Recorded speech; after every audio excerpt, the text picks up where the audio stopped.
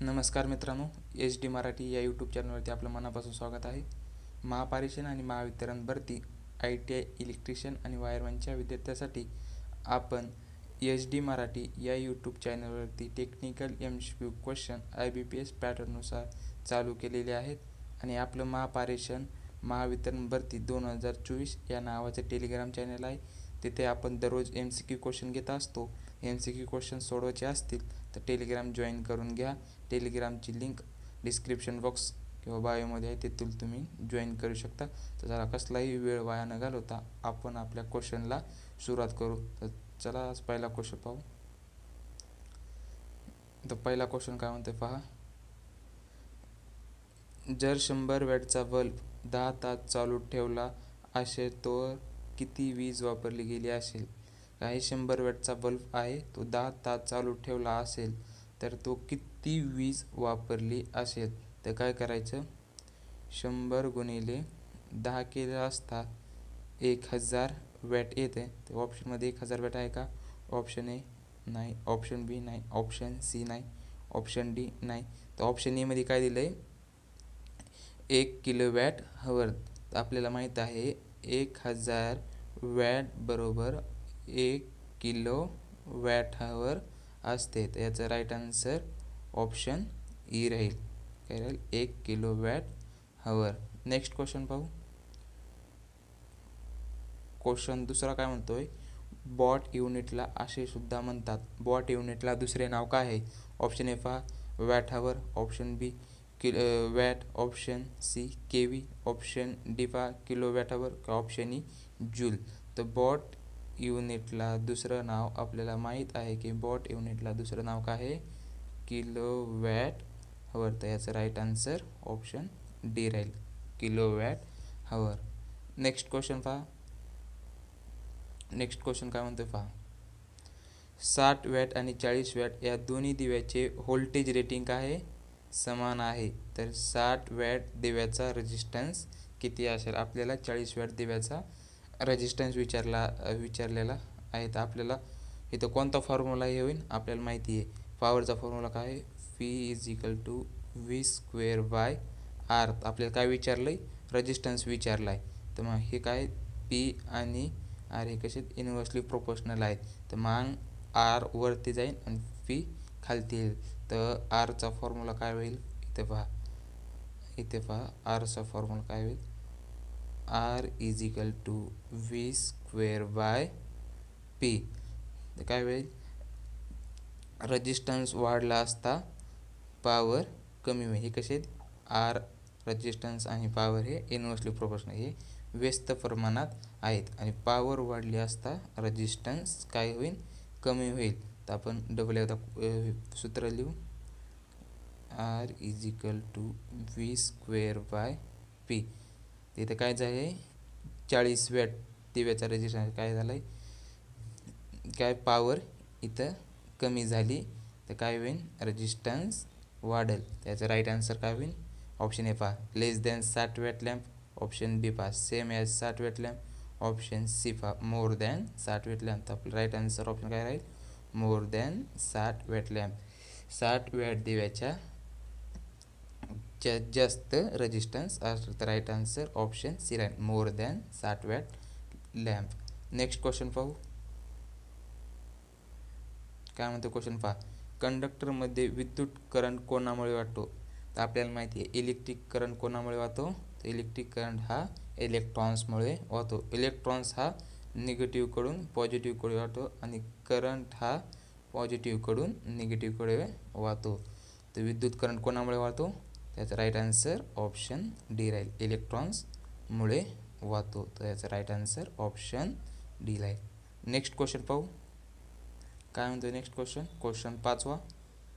काय म्हणतोय, अणूच्या केंद्रकात काय काय असते?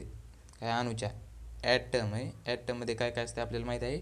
ॲटममध्ये प्रोटॉन आणि न्यूट्रॉन असतं. तर याचं काय आन्सर राहील? ऑप्शन बी राहील, प्रोटॉन आणि न्यूट्रॉन. असाही क्वेश्चन विचारू शकतो, प्रोटॉनवर चार्ज कोणता असतो? प्रोटॉनवर चार्ज हा पॉझिटिव्ह असतो आणि न्यूट्रॉनवर चार्ज हा 0 असतो आणि इलेक्ट्रॉन्सवर चार्ज हा निगेटिव्ह असतो. तर याचं राईट आन्सर ऑप्शन बी राहील. अणूच्या केंद्रकात काय असते? प्रोटॉन आणि न्यूट्रॉन्स. नेक्स्ट क्वेश्चन पाहू. याच्या आधीच बॉटवर विचारला होता आपण. दुसरा हा क्वेश्चन काय पाहू. बॉट युनिट खालीलपैकी कशाच्या समान आहे? बॉट युनिट हे कशाच्या समान आहेत? बॉट युनिट बरोबर आपण आधी काय पाहिजे? 1 kWh. तर बॉट युनिट खालीलपैकी कशाच्या समान आहे? 1 kW बरोबर काय असतं? 1000 वॅट. तर इथं 1000 वॅट ऑप्शन दिसतंय का? हा दिसतंय. ऑप्शन डी दिसतंय. त्याचा राईट आन्सर ऑप्शन डी राहील, 1000 वॅट. नेक्स्ट क्वेश्चन पाहू. क्वेश्चन 7वा. ओमच्या नियमानुसार विद्युत करंट हा टिंबटिंबाच्या समप्रमाणात असतो. ओमच्या नियमानुसार विद्युत करंट हा कोणाच्या डायरेक्टली प्रोपोर्शनल असतो? समप्रमाणात असतो. तर आपल्याला माहिती ओमच्या नियमानुसार विद्युत करंट हा व्होल्टेजच्या समप्रमाणात असतो. तर ऑप्शन ए मध्ये काय? फ्रिक्वेन्सी नाही. ऑप्शन बी रेजिस्टर नाही. व्होल्टेज अँड रेजिस्टर नाही. तर ऑप्शन डी राहील, ओनली व्होल्टेजच्या समप्रमाणात असतो करंट. नेक्स्ट क्वेश्चन पाहू. क्वेश्चन 8वा काय म्हणतोय? इलेक्ट्रिक सर्किटमध्ये 200 व्होल्ट सप्लायशी जोडलेला 50 ओहम रेजिस्टन्समधून वाहणाऱ्या करंटची किंमत काय आहे? का आपल्याला दिलंय 200 व्होल्टेज दिलंय आणि 50 ओहमचा रेजिस्टन्स दिला आहे. तर आपल्याला काय विचारलंय? करंट विचारला किती आहे. आपल्याला माहिती करंटचं सूत्र काय आहे? V²/R. तर व्होल्टेज किती दिलंय? 200 भागिले रेजिस्टन्स किती आहे? 50. हा शून्य काढला, हा शून्य काढला, 5 चोक 20. तर आपलं उत्तर काय आलं? 4 अँपियर. तर ऑप्शन काय राहील? सी, 4 अँपियर असेल करंट. किती असेल? 4 अँपियर. नेक्स्ट क्वेश्चन पाहू. क्वेश्चन 9वा काय म्हणतोय पहा. काय म्हणतोय? एक ब्रिटिश हॉर्स पॉवर टिंबटिंबाच्या समान असते. काय आहे?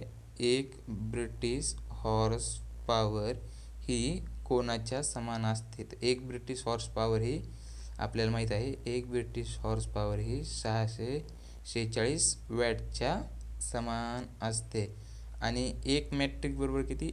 एक मॅट्रिक हॉर्स पॉवर म्हणजे किती असते? 735.5 म्हणजे एक मॅट्रिक हॉर्स पॉवर होय. एक मॅट्रिक हॉर्स पॉवर हे कळालं आपण पाहिलं. 735.5 म्हणजे एक मॅट्रिक काय? एक मॅट्रिक हॉर्स पॉवर. आणि 746 म्हणजे एक ब्रिटिश हॉर्स पॉवर होय. क्वेश्चन नेक्स्ट पाहू. क्वेश्चन 10, 10वा क्वेश्चन काय म्हणतो पहा. जर 220 व्होल्टचा निर्धारित हीटर हा 110 व्होल्टच्या सप्लायशी जोडला असता त्यात निर्माण होणारी हीट उष्णता किती असेल? तर 220 व्होल्टचा हीटर आहे, तो 110 व्होल्ट सप्लायवर जोडला असेल तर त्याची उष्णता हीट किती होईल? तर किती होईल? हाफ होईल का? हाफ होईल का? नाही.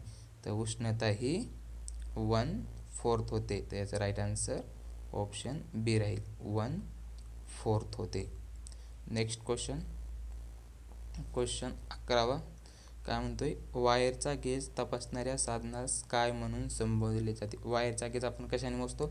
आपल्याला माहीत आहे वायरचा गेज हा आपण कशाने मोजतो?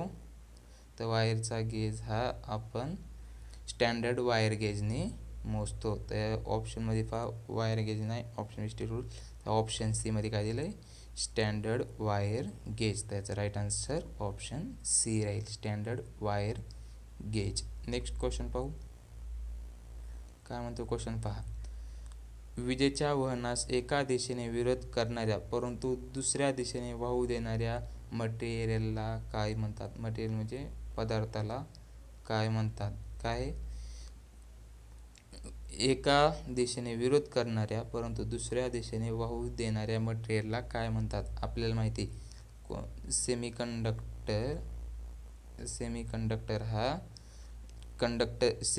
सेमीकंडक्टर हा कंडक्टरही नाही आणि इन्सुलेटरही नाही, परंतु काम दोघांचे करतो. कसे करतो? टेम्परेचर वाढले असता ते कंडक्टरचे काम करतो आणि टेम्परेचर कमी झाला असता तो इन्सुलेटरचे काम करतो. इथे प्रश्न काय विचारला आहे, एका दिशेने विरोध करतो आणि दुसऱ्या दिशेने वाहून देतो. त्याचं राईट आन्सर ऑप्शन काय राहील मग, ऑप्शन डी राहील, सेमी कंडक्टर आहे. काय राहील, semi conductor, option D. Next question पाहू, काय विचारलं आहे आपला क्वेश्चन पहा. मॅग्नेटिक फ्लक्स डेन्सिटी मोजण्याचे MKS परिणाम खालीलपैकी कोणते आहे. मॅग्नेटिक फ्लक्स डेन्सिटीचे आपल्याला युनिट विचारले आहे. काय विचारले आहे, युनिट. आपल्याला माहिती आहे मॅग्नेटिक फ्लक्स डेन्सिटीचे युनिट काय आहे. ऑप्शनमध्ये पहा, हेनरी नाही, ऑप्शन बी मॅक्सवेल नाही, ऑप्शन बी वेबर नाही, ऑप्शन डी टेस्ला हे मॅग्नेटिक फ्लक्स डेन्सिटीचे युनिट आहे. तर ऑप्शन डी राहील, टेस्ला. आणि मॅग्नेटिक फ्लक्स डेन्सिटी अजून एक दुसरं काय आहे माहिती, मॅग्नेटिक फ्लक्स डेन्सिटीचे दुसरे युनिट आपल्याला माहिती, मॅग्नेटिक फ्लक्स डेन्सिटीचे दुसरे युनिट हे वेबर पर मीटर स्क्वेअर हे मॅग्नेटिक फ्लक्स डेन्सिटीचे युनिट आहे. त्याचे युनिट कोणते, वेबर पर मीटर स्क्वेअर आणि टेस्ला हे दोन युनिट मॅग्नेटिक फ्लक्स डेन्सिटीचे आहे. नेक्स्ट क्वेश्चन पाहू, क्वेश्चन 14 काय म्हणतोय, कमी करंट व हाय व्होल्टेजसाठी क्षमतेच्या जनरेटरसाठी कोणती वाइंडिंग उपयुक्त असते. काय म्हणते, कमी करंट आणि हाय व्होल्टेजसाठी कोणती वाइंडिंग उपयुक्त असते.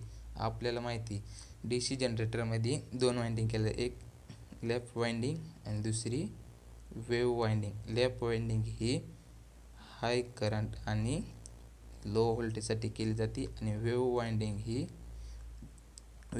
ही लो करंट आणि हाय व्होल्टेजसाठी केली असते.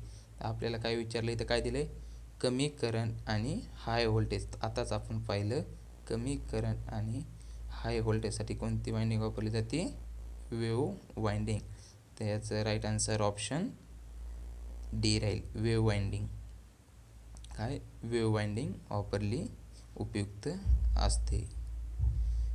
नेक्स्ट क्वेश्चन पाहू, DC जनरेटरच्या कंडक्टरमध्ये निर्माण होणारे व्होल्टेज हे कसे असते. आपल्याला माहिती आहे DC जनरेटरच्या कंडक्टरमध्ये निर्माण होणारे व्होल्टेज हे प्युअर DC असते का, प्युअर AC असते, वरीलपैकी दोन्ही, वरीलपैकी नाही, काय इन प्युअर DC.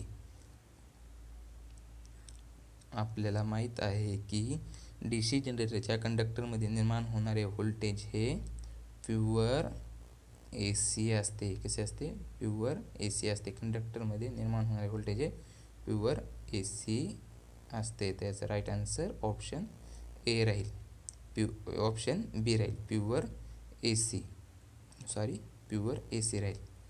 त्याचं राईट आन्सर ऑप्शन बी राहील. नेक्स्ट क्वेश्चन पाहू, नेक्स्ट क्वेश्चन काय म्हणतोय पहा, हाय स्टार्टिंग टॉर्कची आवश्यकता असलेल्या ठिकाणी कोणती मोटर वापरते. हाय स्टार्टिंग टॉर्कची आवश्यकता असलेल्या ठिकाणी कोणती मोटर वापरते. ऑप्शन ए पहा, squirrel cage induction motor, option B slip ring induction motor, किंवा ऑप्शन सी पहा double squirrel cage induction motor, option D वरीलपैकी सर्व, किंवा option E one phase induction motor. तर आपल्याला माहीत आहे की हाय स्टार्टिंग टॉर्कची आवश्यकता असल्यास स्लिप रिंग इंडक्शन मोटार वापरतात. त्याचं राईट आन्सर ऑप्शन बी राहील. नेक्स्ट क्वेश्चन पाहू, नेक्स्ट क्वेश्चन काय म्हणतोय पहा,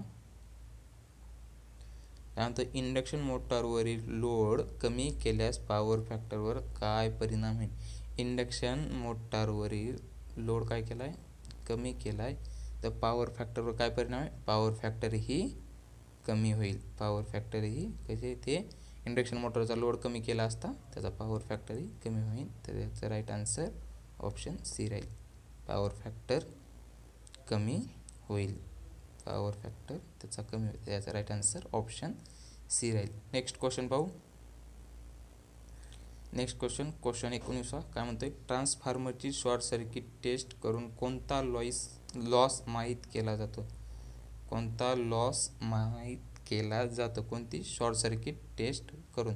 आपल्याला माहिती आहे शॉर्ट सर्किट टेस्ट करून कोणता लॉस माहीत केला जातो, कॉपर लॉस माहीत केला जातो. याचं right answer copper loss. Next question पाहू. क्वेश्चन 20. ट्रान्सफॉर्मरच्या नो लोड करंटचे कार्य कोणते आहे? ट्रान्सफॉर्मरच्या नो लोड करंटचे कार्य कोणते आहेत? ऑप्शनमध्ये का कोर लॉस करणे, ऑप्शन बी EMF निर्माण करणे, की वरीलपैकी दोन्ही, की वरीलपैकी नाही. ट्रान्सफॉर्मरच्या नो लोड करंटचे कार्य हे कोर लॉस करणे, EMF निर्माण करणे. त्याचं राईट आन्सर ऑप्शन वरीलपैकी दोन्ही राहील. Right answer option C. Next question पाहू. काय म्हणतोय? पॉवर ट्रान्सफॉर्मर कोणत्या मेथडने थंड केला जातो? काय पॉवर ट्रान्सफॉर्मर हा कोणत्या मेथडने थंड केला जातो? तर आपल्याला माहिती आहे पॉवर ट्रान्सफॉर्मर हा एअर ब्लास्टसह ऑइल कूलिंगने थंड केला जातो.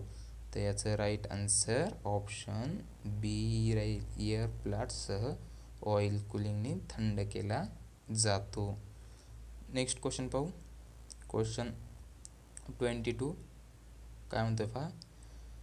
ट्रान्सफॉर्मरची रेटिंग टिंबटिंबमध्ये देतात. आपल्याला माहिती आहे ट्रान्सफॉर्मरची रेटिंग ही volt ampere, kilo volt ampere आणि मेगा व्होल्ट एम्पियर या तिन्हीमध्ये ही रेटिंग दिली जाते. त्यासाठी आपलं right answer all of this राहील.